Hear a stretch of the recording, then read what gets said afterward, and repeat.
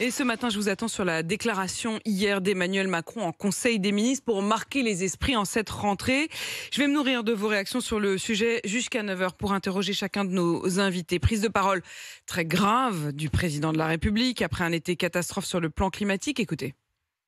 Nous vivons, et cela pas simplement depuis cet été, ces dernières années, la fin de ce qui pouvait apparaître comme une abondance. Celle des liquidités sans coût, celle de la fin d'une abondance de produits, de technologies qui nous semblaient perpétuellement disponibles, la fin de l'abondance de terre ou de matière, et celle de l'eau également. Et c'est, je dois le dire aussi, la fin pour qui en avait d'une forme d'insouciance. La guerre a repris il y a 6 mois en Europe. De la même manière, la crise climatique, avec toutes ses conséquences, sont là, perceptibles. Et de nouveaux risques aussi apparaissent, ces derniers jours l'ont montré, comme le risque cyber. Des risques, des crises, la fin de l'abondance.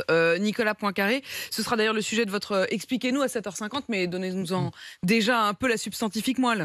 Non, on a l'impression qu'effectivement Emmanuel Macron essaie de préparer les esprits hier quand il nous dit attention, va falloir faire des efforts, des sacrifices, sont quand même des mots assez anxiogènes. Ce qui est surtout frappant, c'est qu'il a mélangé 3 crises, quoi. La crise climatique, la guerre en Europe et puis la crise de l'énergie qui est liée. Dans la même phrase, il nous dit qu'on va manquer d'eau et qu'il faut défendre la liberté, et tout ça donne quelque chose d'effectivement très, très, très explosif. On verra plus tard. C'est assez explosif, c'est très angoissant. Et d'ailleurs, il le dit, bon, nos compatriotes peuvent être légitimement inquiets, quoi. Donc, il y aura des inquiétudes. Il dit le mot anxieux. Vous l'avez ressenti, ça, Charles, ce matin? Oui, ça fait beaucoup réagir depuis ce matin, depuis 4h30. Par exemple, à 5h15, il y a Philippe qui nous a appelé au 32-16. C'était un témoignage intéressant parce que Philippe nous a bien dit, moi, je ne suis pas électeur d'Emmanuel Macron, mais j'estime qu'il a raison.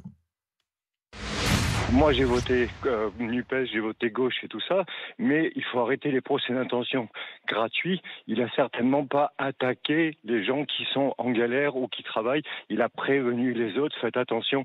Si vous avez de l'inconscience, de l'insouciance, attention, ça va changer. Ça, c'était donc Philippe ce matin qui réagissait chez vous, avec vous, Charles. C'est vrai qu'au fond, il y a aussi cette question presque, vous disiez, il a voté NUPES, la question de la décroissance, de la moindre consommation. Dans un sens, Macron, pour une fois, fait un peu de la NUPES, quoi.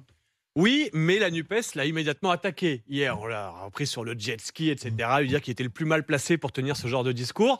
En attendant, c'est ce que nous dit Philippe. Non, il s'en est pas forcément pris aux plus modestes hier. Il faut y voir un message de ceux qui ont encore les moyens d'être dans l'insouciance et dans l'abondance.